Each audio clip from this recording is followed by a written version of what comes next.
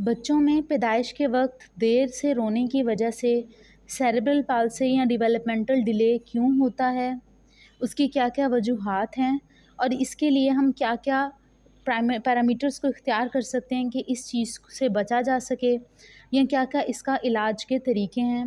आज हम उस चीज़ को डिस्कस करेंगे। मेरा नाम डॉक्टर अरूज हमज़ा और आज हम आए हैं एक नए टॉपिक के साथ। उम्मीद है आप सब खैरियत से होंगे और अगर आपने अभी तक हमारे चैनल को सब्सक्राइब नहीं किया तो आप उसे सब्सक्राइब कर लीजिए और बेल का आइकन बटन दबाने की वजह से आपको हमारी हर वीडियो वक्त पे फ्री में देखने को मिलेगी।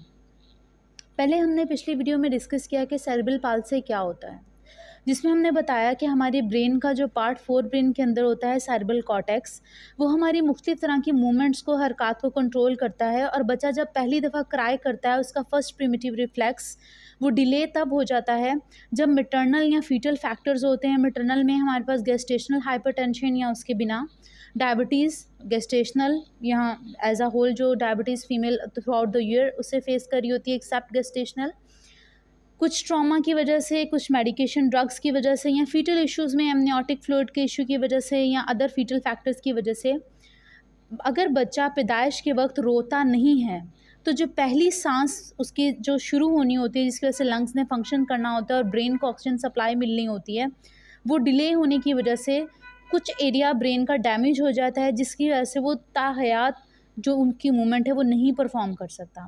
फिर हमने इसकी मुख्तलिफ तरह की मूवमेंट्स को देखा और टाइप्स को देखा कि अगर कौन कौन सी टाइप्स होंगी, स्पास्टिक होगी, फ्लैसिड होगी, तो हम उसके साथ कैसे डील करेंगे। और दूसरे नंबर पे हमने ये देखा कि उनमें कौन कौन सी इसकी जो है वो टाइप्स हैं। आज हम बात करेंगे डेवलपमेंटल डिले और सेरेब्रल पाल्सी में क्या फ़र्क होता है। डेवलपमेंटल डिले वाले बच्चे के अंदर जो प्रिमिटिव रिफ्लेक्सेस हैं, जैसे क्राई करना, चलना, बैठना, उठना, नेक होल्डिंग, ये सारी चीज़ें जो हैं वो कुदरती तौर पे डिले भी हो सकती हैं या किसी ट्रॉमा की वजह से भी डिले हो सकती हैं। बाज़ औक़ात कुछ बच्चे वक्त के साथ साथ देर से बैठना शुरू करते हैं, देर से गर्दन संभालना शुरू करते हैं। इसका मतलब ये नहीं होता कि उनके ब्रेन में कोई इंजरी है या कोई डिज़ीज़ है। वो कुदरती तौर पे इस चीज़ के साथ जो है वो लिंक्ड हो जाते हैं कि उन्हें देर से जो है वो हर चीज़ वो करते हैं एज़ कम्पेयर टू बाकी बच्चों की निस्बत या अपनी एज के बाकी ग्रुप फैक्टर्स की निस्बत। अगर हम बात करें, इसको हम सेरेब्रल पाल्सी से इसलिए मुख्तलिफ कर सकते हैं कि जो डेवलपमेंटल डिले है उसके लिए डिज़ीज़ का होना ना होना ज़रूरी नहीं है, जबकि सेरेब्रल पाल्सी के अंदर ब्रेन का कुछ हिस्सा डैमेज हो जाता है जो नॉन प्रोग्रेसिव होता है, यानी कि वक्त के साथ साथ बढ़ता नहीं है, जितना हो चुका होता है डैमेज वही रहता है। फिर हम बात करते हैं कि क्या क्या चीज़ें हैं जिसके ज़रिए इन चीज़ों से बचा जा सकता है। मैटरनल फैक्टर्स के अंदर, मैटरनल रिस्क फैक्टर्स के अंदर स्पेशली मदर अगर गेस्टेशनल हाइपरटेंशन है तो वो अपना बीपी रीडिंग ले सुबह में, शाम में। उसके अलावा बहुत सारी एल्डोमेट वगैरह गोलियाँ होती हैं जो उनकी गायनेकोलॉजिस्ट उन्हें सजेस्ट करती है कि बीपी रीडिंग जो है वो with in the normal ranges रहे। गेस्टेशनल अगर डायबिटीज़ हो गई है फीमेल को तो अपने डायबिटीज़ की जो बीएसआर लेवल है उसे चेक करे रूटीनली। जो अपनी शुगर कंटेंट जो है वो इतना डाइट में ना रखे, और जो हमारे पास स्पेशली कन्फेक्शनरी शुगर्स जो होती हैं।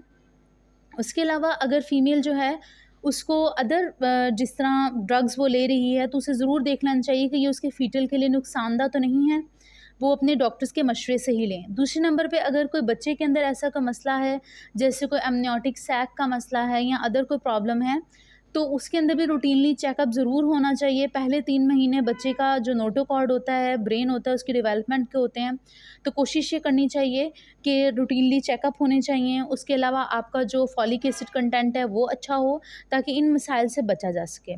लेकिन खुदा न ख़्वास्ता अब तो वैसे बहुत सारे एनॉमली स्कैन भी हैं, तो पर्सन्स को पहले ही पता चल जाता है बिफ़ोर बर्थ कि उनके बच्चे के अंदर कोई ऐसा प्रॉब्लम तो नहीं है।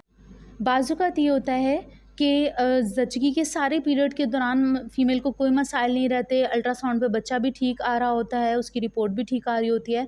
लेकिन बर्थ इंजरी यानी कि पैदाइश के वक़्त कुछ इंजरी हो जाती है बर्थ कैनाल के अंदर या फिर उसके बाद, तो ये बात देखनी चाहिए, इस बात का बहुत एहतियात करनी चाहिए कि आजकल गायनेकोलॉजिस्ट ये देखते हैं कि सिर्फ़ बच्चे और माँ को अलहदा करना ही फ़र्ज़ हो गया है उनका, और बच्चे के लिए टाइमली कोई ऑक्सीजन वगैरह नहीं होती। तो आपको ये बात श्योर करनी चाहिए कि जिस भी हॉस्पिटल को आप सी सेक्शन या नॉर्मल डिलीवरी के लिए चूज़ करें अपने प्रोसीजर को कंटिन्यू करवाने के लिए, तो उधर देख लीजिए कि बच्चे के लिए कोई ऑक्सीजन वगैरह की अरेंजमेंट है, उसका एपगार स्केल ठीक है, टाइम से उसे ऑक्सीजन मिल रही है, ग्रंटिंग साउंड्स तो नहीं है, सांस लेने में मसला तो नहीं है, बच्चा नीला तो नहीं हो रहा, तो वहाँ पे पीडियाट्रिशियन प्रॉपर्ली अवेलेबल होना चाहिए ताकि ऐसे मसाइल से बचा जा सके। और अगर खुदा न ख़ास्ता किसी बच्चे को पैदाइश के बाद ऐसे मसाइल हो जाते हैं तो कोशिश कीजिए वक्त पे पीडियाट्रिशियन बच्चों के डॉक्टर से रब्ता कीजिए।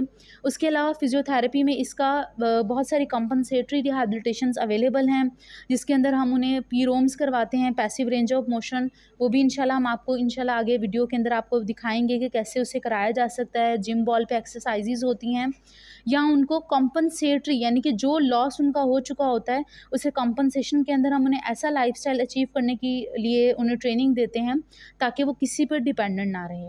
उम्मीद है ये जो वीडियो है आपके लिए इन्फॉर्मेटिव रही। अगर किसी भी तरह का सवाल हो तो आप कमेंट सेक्शन में हमसे ज़रूर पूछिएगा। इंशाल्लाह नेक्स्ट हम मिलेंगे एक नए टॉपिक के साथ, एक नई वीडियो के साथ। तब तक के लिए फ़ी मानिल्लाह।